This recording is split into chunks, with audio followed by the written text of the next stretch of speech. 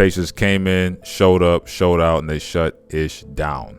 Now, if you have children in the room, go ahead and put them to bed.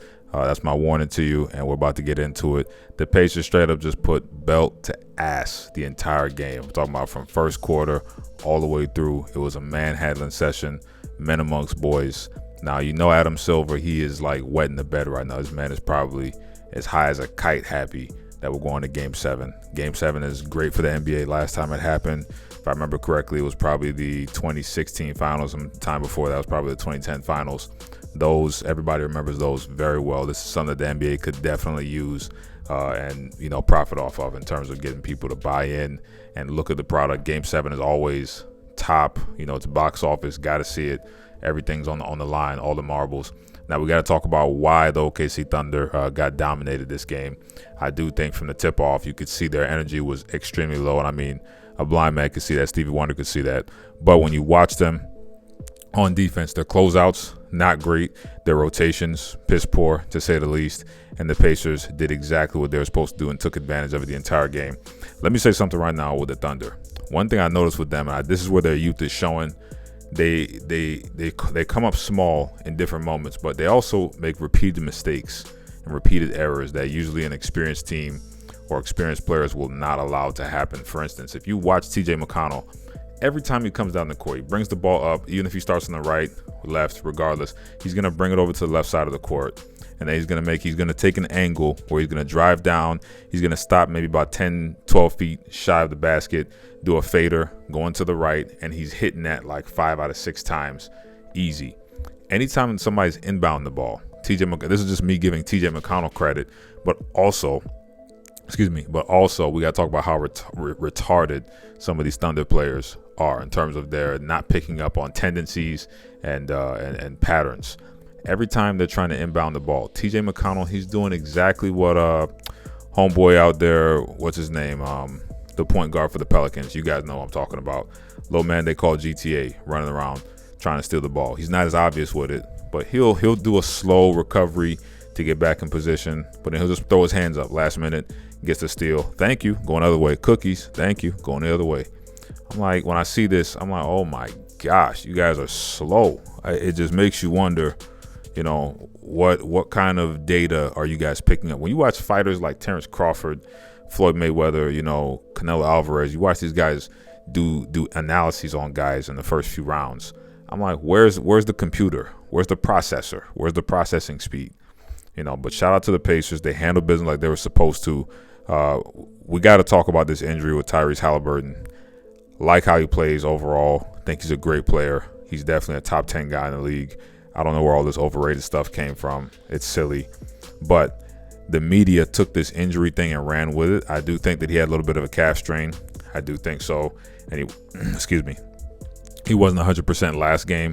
This game, I'm telling you right now, with my line of work, I'm trying to watch this stuff. Homeboy is able to plant very well. He plants very well. He was shifting and changing speeds at all times of the game tonight. His jumper, it did not look bad at all. He was getting good air on the jumper. Now, did they play him all the minutes of the game? No. But if you watch him versus Kevin Durant, I mean, what KD looked like 6 years, it's crazy, it's already 6 years ago. What KD looked like 6 years ago versus what Tyrese Haliburton looked like tonight, I mean, they're not even comparable. Now, I know no two injuries are the exact same, even if they have similar diagnoses. But, I mean, come on. If you watch the guy, the way that the announcers and everybody was talking, they were acting like this man was playing on one leg, acting like, his Achilles is going to go at any time. No, he was changing speeds, planting, shifting, doing very well. He was getting by folks. So when it comes to Game 7, the reason I bring that up, when we watch this final Game 7, that's why it's so interesting to me, because I'm like, okay, good. We got Tyrese healthy. That's one thing I was like, if this goes to Game 7, I was like, if the Pacers play really hard and they play with pride and it goes to Game 7, it's most likely going to go to the Thunder because Haliburton's most likely going to be injured.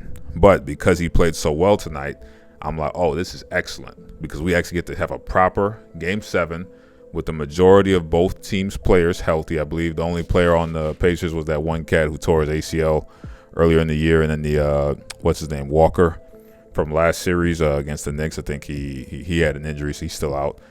He's out there in street clothes. So I think it's just those two, and I think for the Thunder, they have basically everybody that they've usually been playing in their regular rotation. So there's not going to be a single excuse. We got to talk about Shai Gilgeous-Alexander. His processing power on offense when it comes to reading the defense, it's not very high, at least this last game. It's not as high as you would like it to be for a player with his talent level. You see him dribbling into bad spots. Like he'll dribble, he'll go left, he'll put himself in the post. You know the double team is coming. The weak side help is coming, and he's not reading the defense and feeling that pressure soon enough. Also, when he's getting in the post, and let's say the double's coming, let's say it's coming from the strong side, he can see the actual help coming. This man throwing lazy dump off passes, getting picked off. I think he had like 5 turnovers in the first half alone. That is inexcusable from your top guy, especially the guy who runs the offense. Now, shout out to the Pacers. Last game I said that if they want to have success this game, Nembhard and TJ McConnell are going to have to run the offense. You can't have the offense run through Haliburton this game, based on his potential injury worries from last game. And Nembhard and McConnell, I think the Pacers have a little bit of a different flow when they run the offense. Tyrese gets to be off the ball. He can kind of create a little bit of havoc, and you lose him a little bit. And he can become a spot-up shooter, or he can cut. He's pretty decent at cutting and doing the pick and pop, so I give him credit for that. Nembhard, like I was saying before, I think that he looks good when he's not having to do the full court press. This game, I mean, his legs, they were there. He was shooting. The jumper wasn't short. Speaking of short jumpers, Jalen Williams, his jumper has been short the vast majority of the series. Last game, I had to give him credit because he showed up, dropped a 40-piece, 40-piece with fries on the side, soda, whatever you wanted last game. This game, not so much. His jumper itself is not falling. When he drives to the rim, he's very effective driving to the rim. He's getting past Nesmith, with pretty good efficiency. Not every time. Nesmith is a great defender, but no, his jumper is not falling. We got to talk about Chet Holmgren as well. Chet Holmgren and Miles Turner, they're like trading off who can have the worst game when it comes to shooting. These dudes, I don't know what the hell, they can't buy a bucket. Now, we all saw what happened with the OKC Thunder in the second half. They couldn't buy a bucket that whole third quarter. It was terrible. And boys they had like 40 points for like the first 6-7 minutes of the entire third quarter. That's just not going to do it. That's like 2004 level scoring pace. That's just not going to work in today's NBA. I'll tell you that right now. Let's go back to Chet and Miles Turner. Miles Turner, I'll give him credit.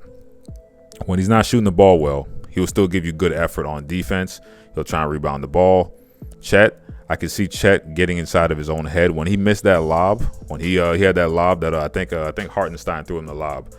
Easy when usually catches that, flushes it easy.